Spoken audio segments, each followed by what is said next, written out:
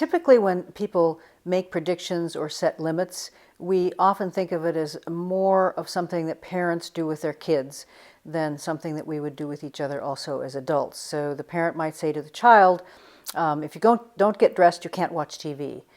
And in what I think of, again, as the war model for communication, when we make predictions, the goals are either to punish somebody if they don't do what you want, and to set it up ahead of time by letting them know what that consequence will be. Or sometimes it's to threaten somebody when you don't have any intention of following through on the consequence. Or it may be to hold out the carrot, like, if you join this committee, it'll look good on your resume.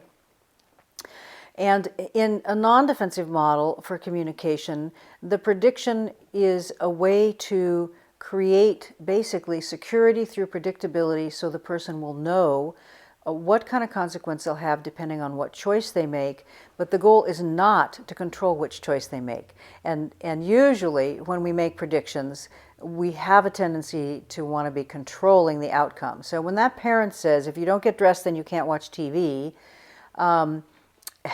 sometimes, and if you do get dressed, you can watch TV. Sometimes the parent will try that, and then they'll come back and say to me, well, it didn't work. And I'll say, well, what do you mean it didn't work? And they'll say, well, because they didn't get dressed.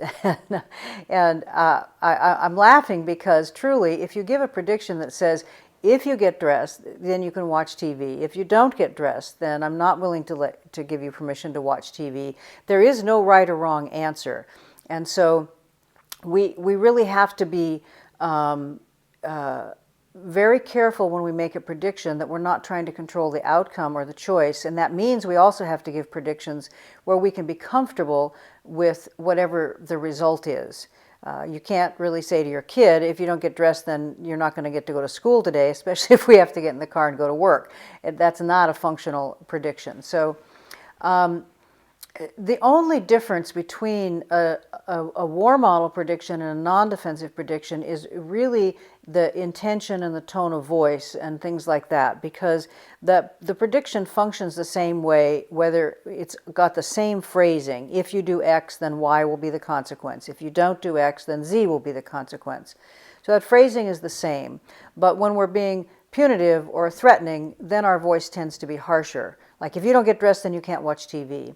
Many parents are trying to be more cooperative, so they will talk to their child and say, well, why don't we all just clean up the kitchen or clean up the living room? We'll feel better. But they still have an agenda. They're still coaxing, but they're not setting the limit. A lot of times when people finally set a limit, it's out of frustration, and then they go back to a much more authoritarian or punitive kind of tone. So I think that we have a huge problem with how we set limits, and in particular because the intention of a boundary is to create safety. We know where the walls, the ceiling, and the floor in the room are. It gives us a sense of safety. If everything was moving all the time, there would be a sense of chaos. But when we make our predictions and we're trying to manipulate or coax, or we're trying to threaten or punish, it separates our limit setting from our nurturing.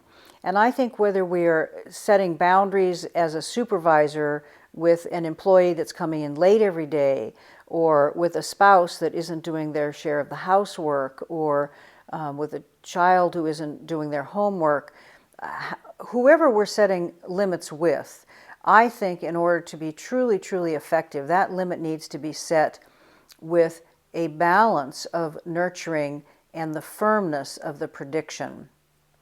So I need to be able to say, if you talk to me in a demanding tone, or if you're rude to me, then I'm not going to be willing to answer you. If you talk to me respectfully, I will. But as soon as I get the slightest hint of, if you talk to me in that demanding way, then I'm not going to answer you. As soon as I've got that tone, I become punitive again. I think when we can set limits really genuinely, with a kind of firmness that has not an ounce of hostility or need to control the other person's choice, that other people, whether they are children, teens, or adults, will be much more likely to make wise decisions. And I believe that setting firm limits without any kind of controlling or negative desire to control or negative attitude means that we can bring a positive sense of care together with the boundary.